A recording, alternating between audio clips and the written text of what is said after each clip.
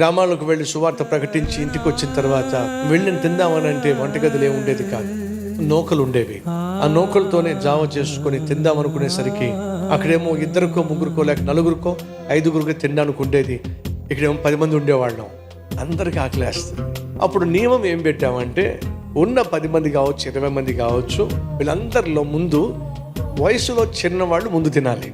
వాళ్ళు తిన్న తర్వాత ఏదైనా మిగిలితేనే వయసులో అందరికంటే పెద్దవాళ్ళే తినాలి. అది ఆ రోజు ఉన్నటువంటి నియమం. ఇలా 1 రోజు కాదు, 2 రోజులు కాదు, చాలా సంవత్సరాలే గడిచిపోయినాయి. కొన్నిసార్లు చాలా ఇబ్బంది అనిపించేది. దేవుణ్ణి అడిగేవాడిని, కడుపు నిండా భోజనం పెట్టి సేవలో వాడుకో ప్రభు మమ్మల్ని అని చెప్పి అడిగేవాడిని. అయినా కొన్నిసార్లు తినడానికి ఉండేది కాదు. అప్పుడు ఒక రోజు మాట చెప్పే ప్రభువుకి,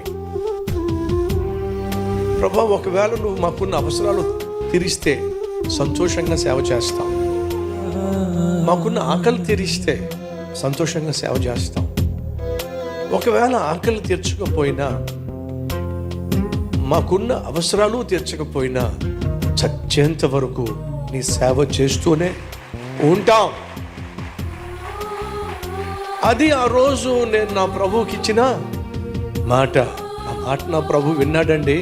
ఇదిగో ఇంత అద్భుతమైన సేవను దయచేశాడు.